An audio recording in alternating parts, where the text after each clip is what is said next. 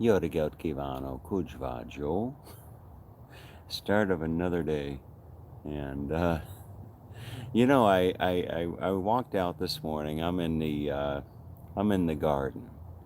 I'm in the garden of Robert and Lois Griffith, who have so kindly hosted me for the last 4 nights. I think I got here Saturday night, Saturday, Sunday, Monday, Tuesday, and four memorable, wonderful, wonderful nights. And as I was walking out here, I was intent on naming this video Lasting Impressions. It was going to be called Lasting Impressions.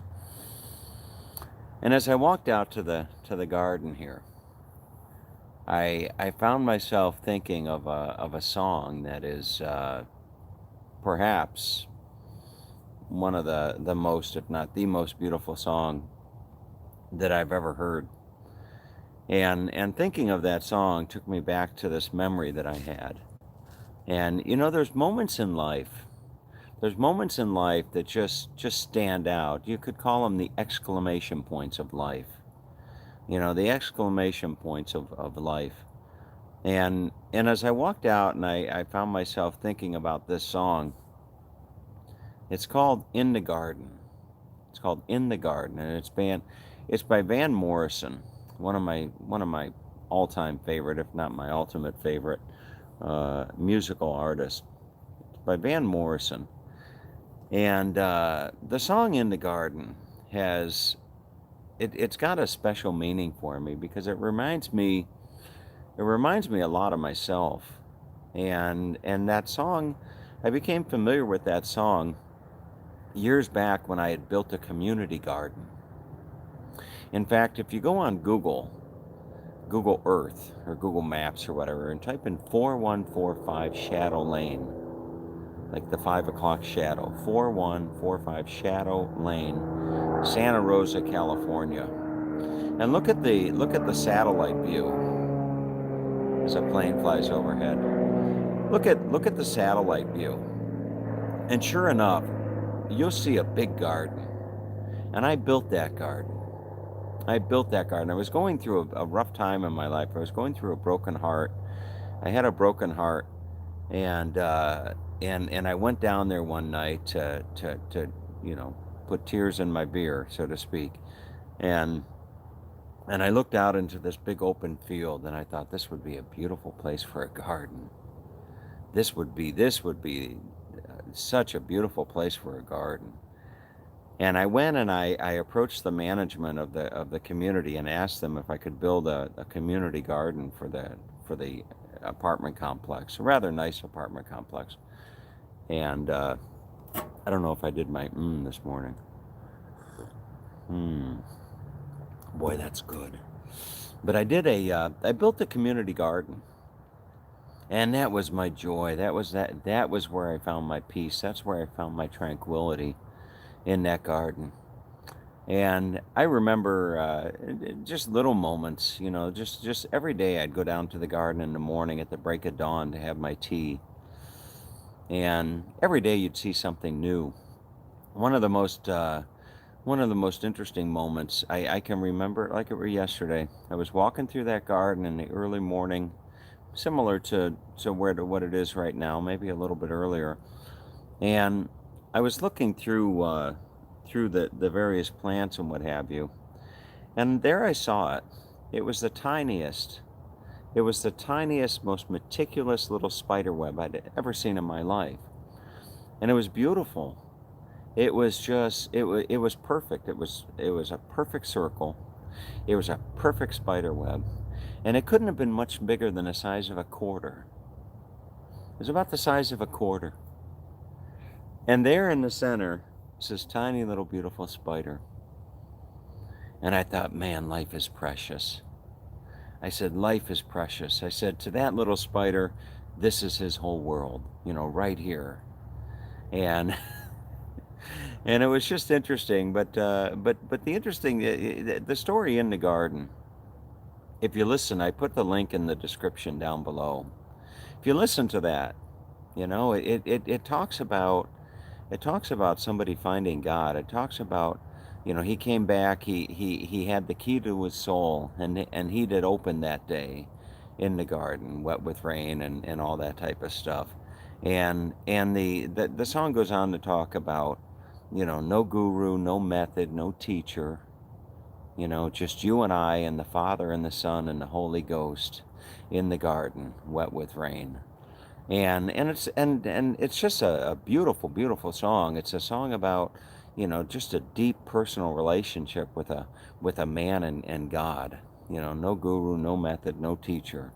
And I can't listen to that song without it reminding me of the period of time when I became a born again Christian. But anyway, one of the more interesting stories about that song, doesn't have anything to do with my garden or anything, but years back, years back, when I first started traveling Europe, this is way back. This must have been going on 20 years now or something. But when I first started traveling Europe, it was back in the old day of AOL. You've got mail, you know, and they had AOL chat and instant messenger and all that type of stuff. And I met a girl. Her name was Sabina. Sabina. Her name is Sabina. And her name is Sabina, Sabine. And Sabina was from Zurich, Switzerland. And Sabina and I started communicating on AOL Instant Messenger. And I told her of and she spoke very little English. I mean, almost no English, practically no English. And I told her of my dream I told her, I said, I'm going to land in Amsterdam and I'm going to drive from Amsterdam to Rome and back. That was my first European trip, from first one. And she asked me if she could join me. And I said, sure, why not? So I picked up the car in Amsterdam. And the first day I made it to Zurich. I made it to Zurich and I found her apartment. They didn't have Google Maps back then. They didn't have any of that stuff. But I made it to her apartment and she opened the door and I was a little bit disappointed. I had hoped maybe we'd fall into each other's arms or something like that. But there was no chemistry. There was no physical or attraction or anything like that. But nonetheless, we went on this trip together and had the time of our life. We had the time of our life. And on the way back from Rome, we were driving through the Alps. We were getting near to Switzerland. We were driving through the Italian Alps, the Dolomites. And we're getting near to Switzerland. And I look over at her as I'm driving, down the mountain roads. And she's crying. She's just crying. And again, she didn't speak very much English at all. But I just kind of ignored her. I thought that she's crying because the trip's over and we didn't have a love connection and, all that kind of stuff. And I didn't want to ask her why she was crying. But anyways, we kept driving. She kept crying. Finally, I pulled over on the side of a mountain road and I motioned to my face. I motioned up to my face. I said, Sabina, why are you crying? And she pointed to the radio. And she said, Tom, this song, so beautiful. And the song that was playing was In the Garden by Van Morrison. And I couldn't believe it. She couldn't understand a word that was being said. But the music brought her to tears. And it's that beautiful of a song, In the Garden by Van Morrison. But anyway, so I find myself in the garden of Robert Griffith. And I got to tell you that, as I said, I was going to make this video, call it Lasting Impressions. But it's been an exceptional stay. Robert, if you're watching this video, I can't thank you enough. I can't thank you enough. And yesterday was a special day. Yesterday, Robert was going to take Amanda and I out to get a famous chili dog that people come from all over to get. In fact, there was a guy from Las Vegas that came there to get a chili dog, and so we were going to go get a chili dog, and Robert suggested we go and meet his cousin Tom, and do a tour of Tom's organic farm, all 250 acres of it. And so off we went, and we had the chili dog, and we went to have the farm. But there were three moments from yesterday. As I was lying in bed this morning, I was thinking about it. There were three moments yesterday that really stood out to me. And one moment was we were driving along, and you can see this in the video that I uploaded about the Fresno farm. Just go to 30 minutes exactly. Just go to 30 minutes exactly. But we're driving through, and we're driving, Tom, the farmer, was driving my big old brand new pickup truck. And I asked him, as I often do a man his age, I said, if you could give some advice, if you could give some advice to somebody, say, 25 years old, knowing what you know now about life, what would it be? What would that advice be? And his first thing was to say, work smarter, not harder. That was the first thing. And then he caught himself. And he said, no, that's not number one. Number one is put God first. Put God first in your life. Put God first above everything else. That's the first bit of advice that I would give somebody. And the second bit of advice was to work smarter, not harder. And then the third piece of advice that he gave was to not spend everything you make. To save your money. Like my dad used to say, it's not how much money you make, but how much money you save that's important. And that was the first thing that left an impression upon me. The second thing that left an impression upon me was, it took place right here where I'm sitting, or actually just up here. I'll actually turn the camera around. Maybe I can turn the camera around and take you for a walk through the garden here. I think I can. Sure. Sitting in the chair on the left, and I was sitting in the chair on the right. And we had just come back from the day out there at the farm. And Amanda turned to me and she said, Tom, these are really, really beautiful people. And I said, oh yeah, they're really nice. She said, no. These are really, really special people. I mean, they're special people. Robert and his wife Lois are just really, really special people. And I looked at her and I said, you know what? I said, they're Christian, Amanda. I said, they're Christian. And that is what makes them as special as they are. I said, they're just really, really beautiful, beautiful people. But that was the, I don't know if I'm going to be able to get past the sprinkler here.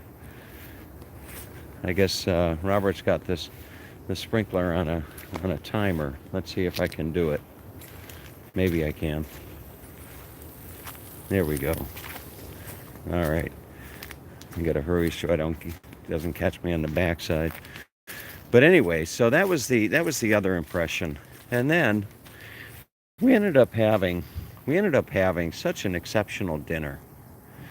On the way back, I wanted to treat them to just a really, really wonderful dinner. So we stopped at Costco of all places, and I just went all out and got us all the fixings for just what turned out to be an absolutely memorable dinner. It was just a fantastic dinner. So we barbecued, and we had a wonderful salad and shrimp cocktail and just the whole 9 yards, as the saying goes. But we had such a wonderful dinner. And the third thing that just left a lasting impression upon me as we wound down our dinner, we found ourselves sitting in the living room. We were sitting in the living room, after dinner, Lois and Amanda were in the kitchen, I think getting to some dessert together or something like that. And Robert turned to me and he said, "I've got a prediction." I said, "And what would that be?"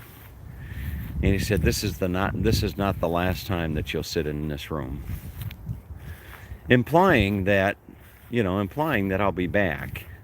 He was basically implying that I'll be back, and the thought that to think that he would look at all these beautiful peaches. Look at that. To think that he would think enough. To think that he would think enough of me. To think that he would think enough of me to to think that he would think enough of me to be able to say that I'll be back was really something, So it was those three things that really left the lasting impression upon me. So anyway, now it's time to head on and to go to Yosemite. I don't know what Amanda's going to do as far as Amanda may go up to Yosemite with me, the 2.5 hour drive, only to come back to Fresno tonight on a bus, which I don't fully get. But if that's what she wants to do, that's fine. Alternatively, she can head up into the Sierra Nevadas with me and and continue on with the trip. But anyway, whatever she decides, we're gonna go to a place called Glacier Point. If you want to Google that, just type in Glacier. I'm gonna try to beat the sprinkler here. But if you want to search Glacier Point, that's our first stop. Glacier, Glacier Point. If you want to search that, Robert was saying that it's quite the spectacular thing to see. So we're going to go to Glacier Point and go check that out, and then I don't know where we'll go from there. We'll go visit some of the rest of Yosemite. But anyway, that's got to adjust this camera here. That's about all that's on my mind today. These videos, I've been watching these videos that I've been uploading, these morning thought videos, and it's so interesting to see that these videos are getting up to 300-400 views, and I gotta, for those of you more astute YouTube followers, you'll know that's nothing. 300 to 400 views on a daily video, while it may seem like a lot to some, it's just a drop in a bucket to compare to a lot of the people that do YouTube videos that have thousands or tens of thousands of views every time they upload a video. So I'm not dreaming that my videos are anything special, but nonetheless, three 300 to 400 videos or views for a video of me just dribbling in with my morning thoughts is really, really something. But anyway, so it's time to get on with my day. And hope everybody out there has a great day. It's nearing the end of June already. I left at the end of May, and it's nearing the end of June. And I'm going to next week at this time. What's Wednesday? Next week at this time will be July 3rd, and I'll be back in Sonoma County. I'll be back where I spent 30 years of my life doing my morning bike ride on the same 25-mile ride that I used to do every day and what have you. And boy, I couldn't be happier about that. So, all right. Anyway, everybody, take good care and watch that video or listen to that song "In the Garden." It's a magical piece of music. So have a great day, and thank you, Mr. Griffith. From the bottom of my heart, thank you for opening up your heart and your family and your home to me these past 4 nights. I can't thank you enough. All right, take good care.